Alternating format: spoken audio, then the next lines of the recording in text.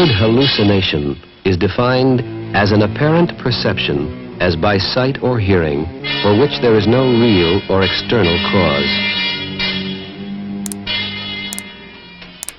From this word is derived the name given to a special group of drugs, the hallucinogens. I don't usually see something that's an actual real thing that I could describe as, you know. Sometimes, one time I saw a lot of faces. Just all these faces appeared in front of me. And they were children's faces and oriental faces and old faces and just all kinds of different faces in front of me. And one time I looked in the mirror and I saw just my face just went through all these changes of different emotions and ages, and you know, I could feel all of the things that I saw. Among these drugs, the hallucinogens, are included mescaline, a chemical taken from the peyote cactus, psilocybin, extracted from a variety of Mexican mushroom, DMT, synthesized from the compound tryptamine, and of course, LSD-25, a derivative of lysergic acid, and currently the best known of the hallucinogens. From the very beginnings of unrecorded time, men have reached for substances in the world around them that would alter, extend, and materially change their perception of reality.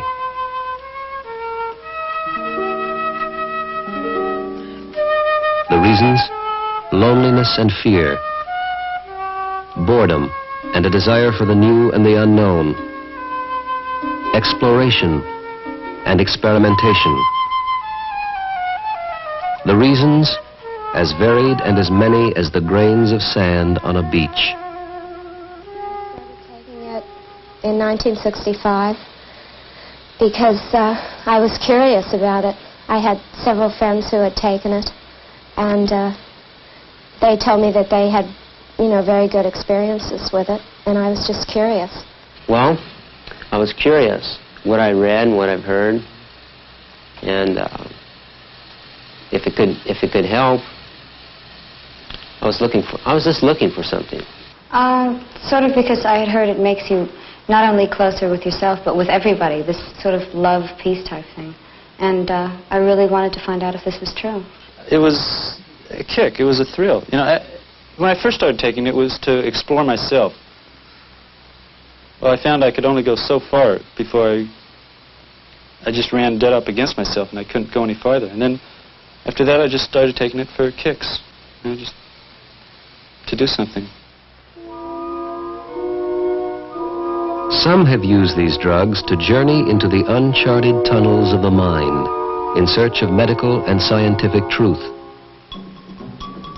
Others look behind the curtain just for kicks.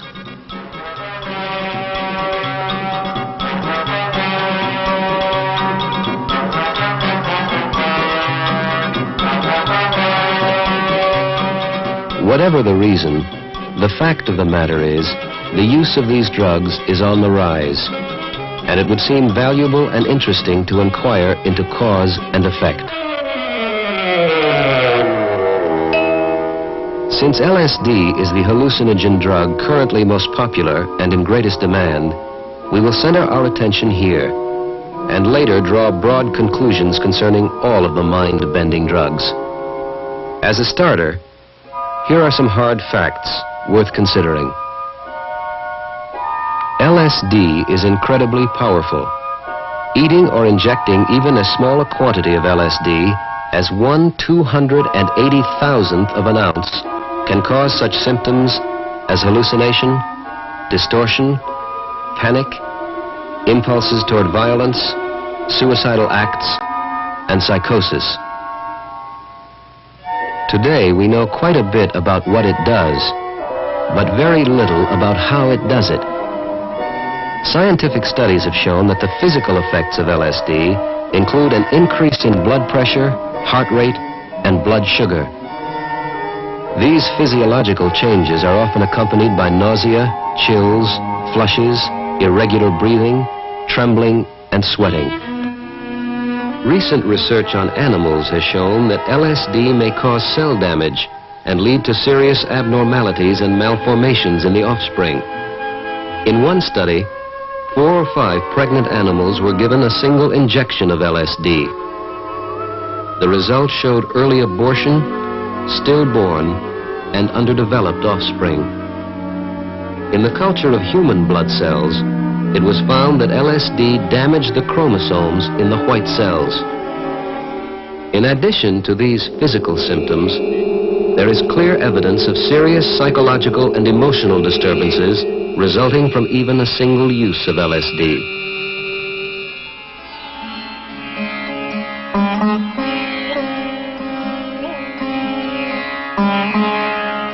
The group use of the hallucinogens at parties is becoming a familiar part of the scene.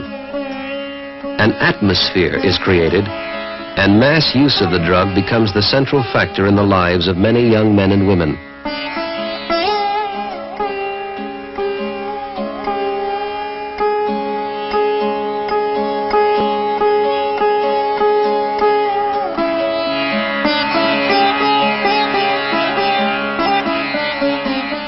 The problem is that while the drug is not physically addicting, there is considerable evidence that it can cause psychological dependence. So let's count the cost and take a good look at the results.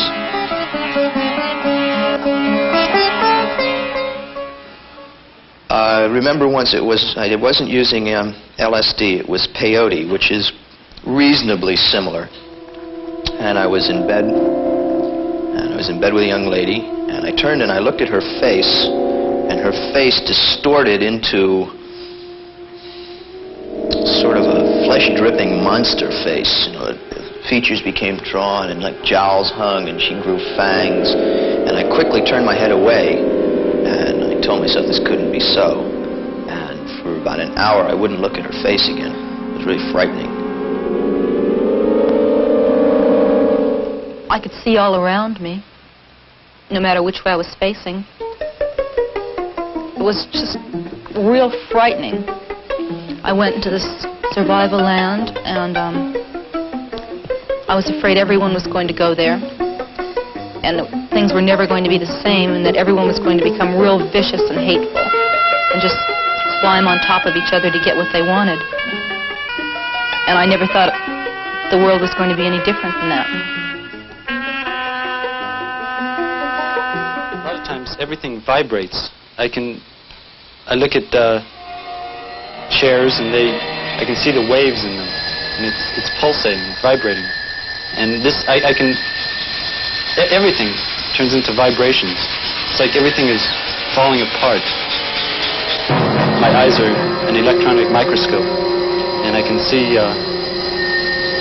all the atoms in everything. Everything pulsates. Took the acid around 2 in the morning and started reading this book. And there are sections in it that give instructions to a person who is dead. And they tell him to do certain things and hang on to certain things and let go of other certain things, allowing the experience to happen to you naturally. And in the course of that, I got very confused as to whether I was alive or whether I was dead. I mean, it was really very, very far out to just not know whether I was alive or dead. So if I'm dead, what is happening? What's been happening with my life if I've been dead all this time? You know, what is the truth behind all of this? All the results are not yet in. The evidence is inconclusive. The only thing we know for sure is that we just don't know enough. In carefully controlled experiments, interesting results have been reported on the therapeutic use of LSD with the mentally ill, the drug addict, the terminal cancer patient. And in the VA hospital in Topeka, Kansas, a special research program for alcoholics. Well, this program was started in January of this year, where we began treating 5 patients for 26 days. We bring them in on one Monday, and they spend 1 week of getting acquainted, having all the tests and examinations done to keep them busy for the whole week, day and night practically. The second Monday, we give them a small dose of LSD in the 5-man ward together. This is to help the group pull together and in their group experience during this 26 days to also get some good from this. Then the third Monday, we give them a larger dose individually and have each one of them cared for by one of these teams who have associated with them, and they give them their complete support. And this is where we aim for the so-called psychedelic experience. It seems to work pretty well. Of course, it takes time to work through. Also, in this program, we bring these men back every 4 months for 3 days, and this follow-up is quite important. Some of the things that are outstanding is I know I kept fighting the religious music. I didn't know why then, but Dr. Coran kept urging me to find out why I was fighting this. And I remember I was just literally scared to death. The thing that affected me as far as the first patient is concerned was the openness which he talked with me. The quality also seemed to be more realistic than he has shown before. These qualities in my head, the good qualities, of course, virtue, love, trust. Then I seen the other ones, hate, anger, distrust. I seen them all in my head, and it was like I was strangling myself, like I had to get rid of all the bad qualities, and I was strangling myself fighting against them. And especially the looking at the two sides in his head in this process, these things were thought about rather deeply, and the thing that makes the difference here is the emotion that goes along with them. And I just reached up, and it was like somebody grabbed me and brought me up. Mm-hmm. And I interpret this as, for the first time in my life, I wanted love. And I think this is the thing that was probably my biggest problem, is that I thought everybody was forcing it on me and I wasn't going to let them. Yeah. But it's not a question I think from hearing this man report his experience that there definitely is a change as of now. As far as prognosis is concerned, time. There are currently over 50 research projects in progress under the auspices of the Food and Drug Administration and the National Institute of Mental Health, all part of our continuing search to discover more about the hallucinogens. The questions remain. The mind-bending drugs seem to offer so much, but what do they really deliver? As to what it has to offer, that's a difficult question, because what we've seen here have been some things that I don't think most kids thought they were getting when they took the drug. We've seen some kids that have had prolonged psychosis. Some have had to go to state hospitals. Some have been treated for 2 or 3 months and have been able to leave UCLA. Some of them have had severe depressions. Some have been very confused. And some of the groovy hallucinations and the colors that they wanted, they couldn't stop. They got tired of it after 12 or 18 hours, but they couldn't stop the colors. How do they work, and what are the long-range effects of this drug on human personality? Well, we don't know a great deal about long-range effects. People always are asking about chronic brain damage. What we do know, first of all, is that the electroencephalogram, or brainwave test, on this we see in electrodes that are on the scalp and also depth electrodes planted inside the brain, we see changes from LSD in man and animals after a normal dose, and these changes last from 1 to 2 weeks after administration. In addition, we also see the reoccurrences. You take LSD once, the effect wears off in 12 to 16 hours, then up to a year later, either with stress or without stress, without ever taking the drug again, you have the same reoccurrences. The people call them flashes or flashbacks. Reoccurrences of all the LSD symptoms in their original intensity. certainly this implies that something chronic is going on in the brain. Do these drugs really make possible a richer, more productive, happier life? When we follow them along, what we're impressed with is their whole style of life may change. That instead of being involved in productive activity, they claim that they feel better, and yet this feeling better is alongside of a business where they've withdrawn from life, they're disregarding their personal appearance, they don't really care about how they function in the rest of the world, and they're involved in a kind of a pseudo-philosophic concern with life and themselves, with a real absence of contact with other human beings. So it's this interesting business of a kind of withdrawal and the statement that this kind of life makes them feel much better and more insightful. Should the federal government exercise any control over these drugs? And if so, why? It's a simple matter from our point of view that you can't let something get out into general distribution until it has shown some therapeutic potential. And it has shown it under certain conditions, and you can predict fairly well what's going to happen when you give this drug to a large number of people. This hasn't been shown yet, so we have to be very careful in trying to carry out the necessary research that's going to establish whether or not it has a significant therapeutic potential for people. If it does... Questions that must be answered. And because we do not know enough, the United States government controls the manufacture and use of this drug in the interest of all the people. Like all the new drugs, the government feels that a reasonable degree of controlled scientific investigation must provide the answers. LSD, mescaline, psilocybin, DMT, and the other hallucinogens, the mind-bending drugs.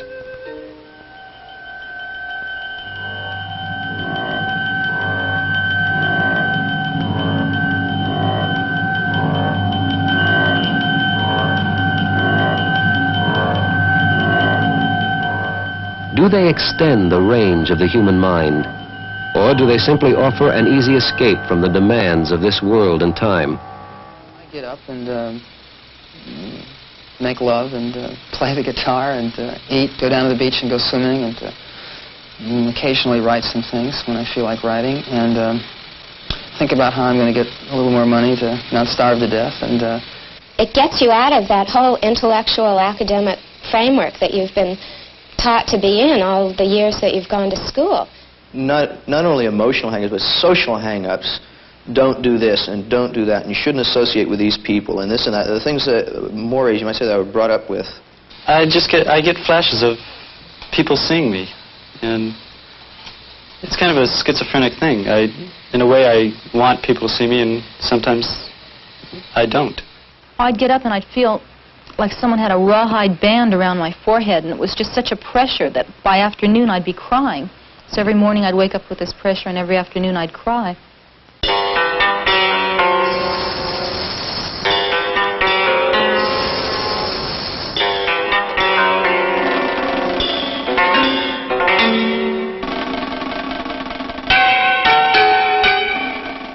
Do they make possible creative achievement and a more valid and intense perception?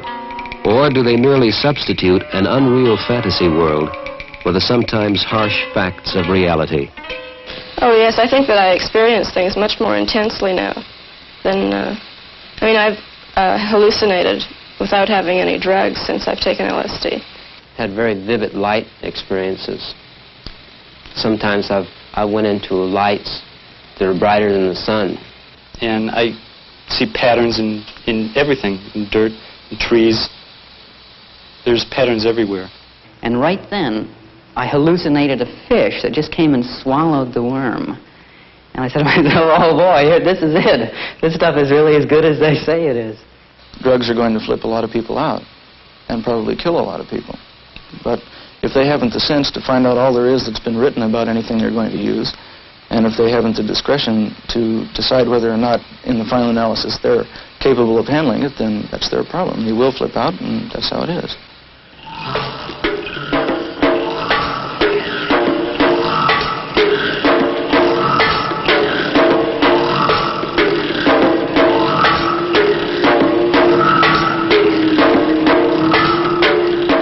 can they truly broaden and increase the life experience? Or do they rather contract the user's world until it centers totally and wholly around the drug? Yeah, I was looking for a lot of things because I was really strung out at that time on not finding anything in life that was too interesting. A great, great fear of being alone. Just, I could be with a group of people, but I couldn't communicate to them. Well, what can scare you is that all structure can break down. Everything can become one. And that's sort of scary. Another thing that can happen is when you're really far out, things just can disappear.